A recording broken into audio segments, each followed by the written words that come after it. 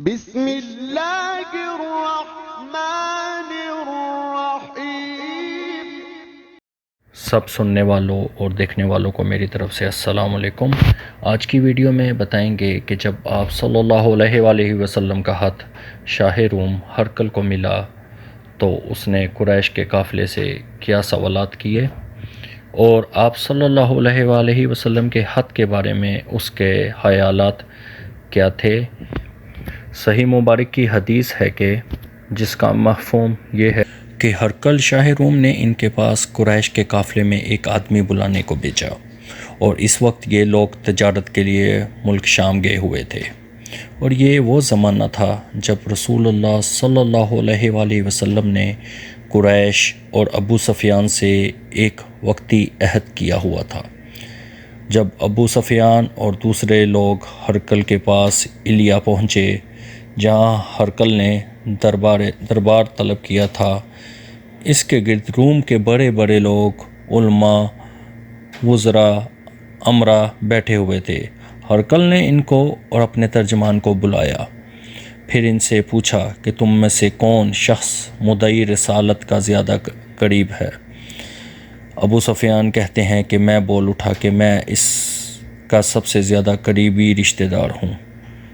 اس وقت ابو سفیان رضی اللہ تعالیٰ عنہ نے اسلام قبول نہیں کیا تھا۔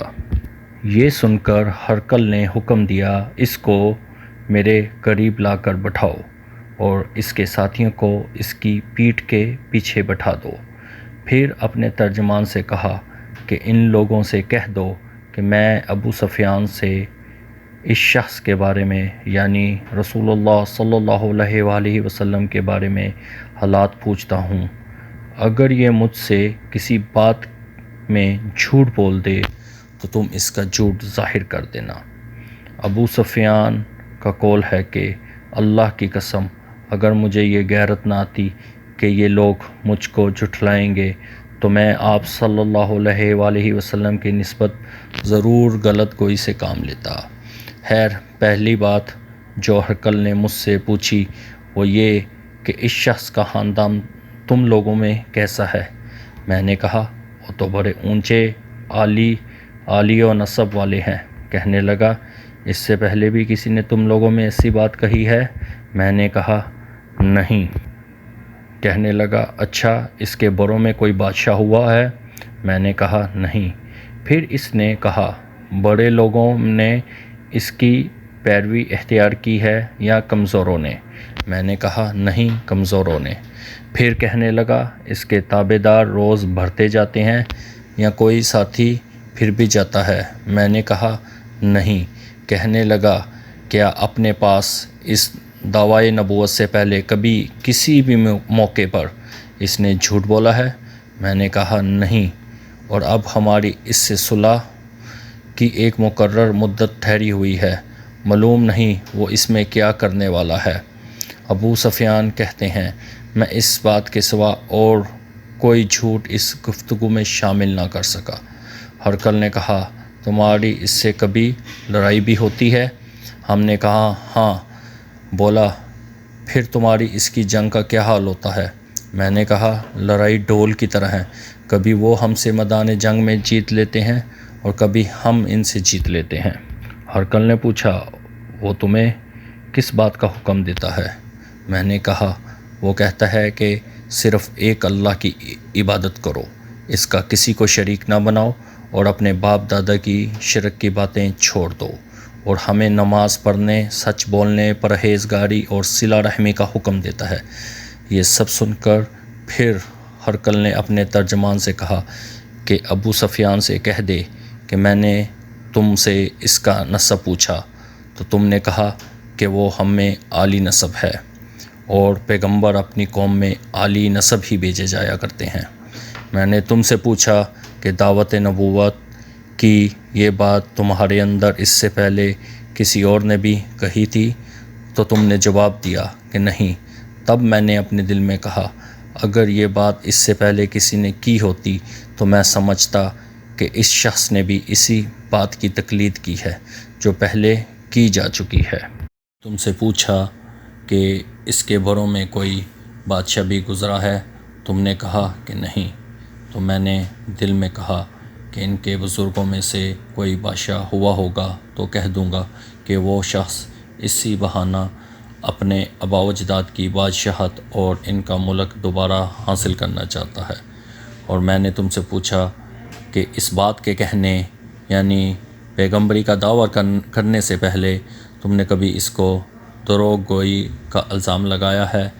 تو تم نے کہا نہیں۔ تو میں نے سمجھ لیا کہ جو شخص آدمیوں کے ساتھ دروغ گوئی سے بچے وہ اللہ کے بارے میں کیسے جھوٹی بات کہہ سکتا ہے۔ میں نے تم سے پوچھا کہ بڑے لوگوں اس کے پیرو ہوتے ہیں یا کمزور آدمی؟ تو تم نے کہا کمزوروں نے اس کی اتباع کی ہے۔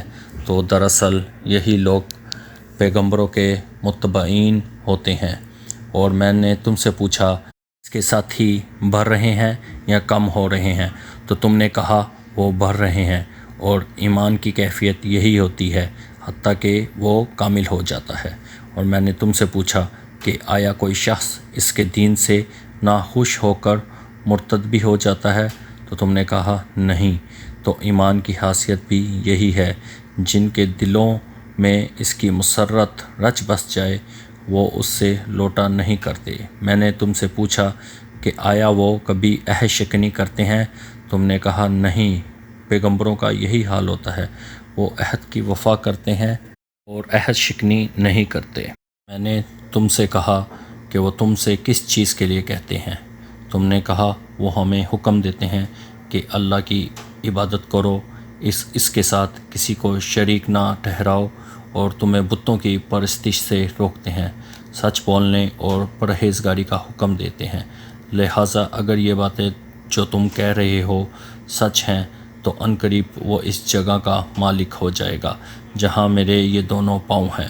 مجھے معلوم تھا کہ وہ پیغمبر آنے والا ہے، مگر مجھے یہ معلوم نہیں تھا کہ وہ تمہارے اندر ہوگا۔ اگر میں جانتا کہ اس تک پہنچ سکوں گا تو میں اس سے ملنے کے لیے ہر تکلیف گوارا کرتا۔ اگر میں اس کے پاس ہوتا تو اس کے پاؤں دھوتا۔ پھر ہرقل نے رسول اللہ صلی اللہ علیہ وآلہ وسلم کا وہ خط منگایا جو آپ نے دیہہ کلبی رضی اللہ تعالیٰ عنہ کے ذریعے حاکم بصرہ کے پاس بھیجا تھا، اور اس نے وہ ہرقل کے پاس بھیج دیا تھا۔ پھر اس کو پڑھا تو اس میں لکھا تھا اللہ کے نام کے ساتھ جو نہایت مہربان اور رحم والا ہے۔ اللہ کے بندے اور اس کے پیغمبر محمد صلی اللہ علیہ وآلہ وسلم کی طرف سے یہ خط ہے شاہ روم کے لیے۔ اس شخص پر سلام ہو جو ہدایت کی پیروی کرے۔ اس کے بعد میں آپ کے سامنے دعوت اسلام پیش کرتا ہوں۔ اگر آپ اسلام لے آئیں گے تو دین و دنیا میں سلامتی نصیب ہوگی، اللہ آپ کو دوہرا ثواب دے دے گا، اور اگر آپ میری دعوت سے روگردانی کریں گے تو آپ کی رعایا کا گناہ بھی آپ ہی پر ہوگا۔ اور اہل کتاب ایک ایسی بات پر آ جاؤ جو ہمارے اور تمہارے درمیان یکساں ہے، وہ یہ کہ ہم اللہ کے سوا کسی کی عبادت نہ کریں اور کسی کو اس کا شریک نہ ٹھہرائیں، اور نہ ہم میں سے کوئی کسی کو اللہ کے سوا اپنا رب بنائے۔ پھر اگر وہ اہل کتاب اس بات سے منہ پھیر لیں تو مسلمانوں تم ان سے کہہ دو کہ تم مانو یا نہ مانو، ہم تو ایک اللہ کی اطاعت گزار ہیں۔ ابو سفیان کہتے ہیں کہ جب ہرقل نے جو کچھ کہنا تھا کہہ دیا اور خط پڑھ کر فارغ ہوا تو اس کے ارد گرد بہت شور و غوغا ہوا، بہت سی آوازیں اٹھی اور ہمیں باہر نکال دیا گیا۔ تب میں نے اپنے ساتھیوں سے کہا کہ نبی کریم صلی اللہ علیہ وآلہ وسلم کا معاملہ تو بہت بڑھ گیا، دیکھو تو اس سے بنی اصفر یعنی روم کا بادشاہ بھی ڈرتا ہے۔ مجھے اس وقت سے اس بات کا یقین ہو گیا کہ نبی کریم صلی اللہ علیہ وآلہ وسلم عنقریب غالب ہو کر رہیں گے، حتیٰ کہ اللہ نے مجھے مسلمان کر دیا۔ راوی کا بیان ہے کہ ابن نطور ایلیا کا حاکم، ہرقل کا مصاحب اور شام کے نصرہ کا لاٹ پادری بیان کرتا تھا۔ کل جب ایلیا آیا ایک دن صبح کو پریشان اٹھا تو اس کے درباریوں نے دریافت کیا کہ ہم آپ کی حالت بدلی ہوئی پاتے ہیں، کیا وجہ ہے؟ ابن نطور کا بیان ہے کہ ہرقل نجومی تھا، علم نجوم میں وہ پوری مہارت رکھتا تھا۔ اس نے اپنے ہم نشینوں کو بتایا کہ میں نے آج رات ستاروں پر نظر ڈالی تو دیکھا کہ ختنہ کرنے والوں کا بادشاہ ہمارے ملک پر غالب آ گیا ہے۔ بھلا اس زمانے میں کون لوگ ختنہ کرتے ہیں؟ انہوں نے کہا یہود کے سوا کوئی ختنہ نہیں کرتا، سو ان کی وجہ سے پریشان نہ ہوں۔ سلطنت کے تمام شہروں میں یہ حکم لکھ کر بھیجیے کہ وہاں جتنے یہودی ہوں سب قتل کر دیے جائیں۔ وہ لوگ انہی باتوں میں مشغول تھے کہ ہرقل کے پاس ایک آدمی لایا گیا جسے شاہ غسان نے بھیجا تھا۔ اس نے رسول اللہ صلی اللہ علیہ وآلہ وسلم کے حالات بیان کیے۔ جب ہرقل نے سارے حالات سن لیے تو کہا کہ جا کر دیکھو وہ ختنہ کیے ہوئے ہیں یا نہیں۔ انہوں نے اسے دیکھا تو بتلایا کہ ختنہ کیا ہوا ہے۔ ہرقل نے جب اس شخص سے عرب کے بارے میں پوچھا تو اس نے بتلایا کہ وہ ختنہ کرتے ہیں۔ تب ہرقل نے کہا یہی محمد صلی اللہ علیہ وآلہ وسلم اس امت کے بادشاہ ہیں جو پیدا ہو چکے ہیں۔ پھر اس نے اپنے ایک دوست کو رومیہ خط لکھا اور وہ بھی علم نجوم میں ہرقل کی طرح ماہر تھا۔ پھر وہاں سے ہرقل حمص چلا گیا۔ ابھی حمص سے نکلا نہیں تھا کہ اس کے دوست کا خط اس کے جواب میں آ گیا۔ اس کی رائے بھی نبی کریم صلی اللہ علیہ وآلہ وسلم کے ظہور کے بارے میں ہرقل کے موافق تھی کہ محمد صلی اللہ علیہ وآلہ وسلم واقعی پیغمبر ہیں۔ اس کے بعد ہرقل نے روم کے بڑے آدمیوں کو اپنے حمص کے محل میں طلب کیا اور اس کے حکم سے محل کے دروازے بند کر لیے گئے۔ پھر وہ اس اپنے خاص محل سے باہر آیا اور کہا اے روم والو، کیا ہدایت اور کامیابی میں کچھ حصہ تمہارے لیے بھی ہے؟ اگر تم اپنی سلطنت کی بقا چاہتے ہو تو پھر اس نبی کی بیعت کر لو اور مسلمان ہو جاؤ۔ یہ سننا تھا کہ پھر وہ لوگ وحشی گدھوں کی طرح دروازوں کی طرف دوڑے مگر انہیں بند پایا۔ آخرکار جب ہرقل نے اس بات سے ان کی یہ نفرت دیکھی اور ان کے ایمان لانے سے مایوس ہو گیا تو ان لوگوں کو کہنے لگا کہ ان لوگوں کو میرے پاس لاؤ۔ جب وہ دوبارہ آئے تو اس نے کہا میں نے جو بات کہی تھی اس سے تمہاری دینی پختگی کی آزمائش مقصود تھی، سو میں نے دیکھ لی۔ تب یہ بات سن کر وہ سب کے سب اس کے سامنے سجدے میں گر پڑے اور اس سے خوش ہو گئے۔ بالآخر ہرقل کی آخری حالات یہی رہے۔ لاکھوں کروڑوں درود پاک آپ صلی اللہ علیہ وآلہ وسلم پر، آپ کی آل پر، آپ کے اصحاب پر اور آپ کی ازواج مطہرات پر۔ دیکھنے کے لیے آپ کا بہت بہت شکریہ۔ اگر آپ کو ویڈیو اچھی لگے تو پلیز اسے لائک کریں، شیئر کریں اور سبسکرائب کریں۔ آپ سب کا اللہ حامی و ناصر ہے۔ انشاءاللہ اگلی ویڈیو کے ساتھ آپ کی خدمت میں بہت جلد حاضر ہوں گے۔ اللہ حافظ۔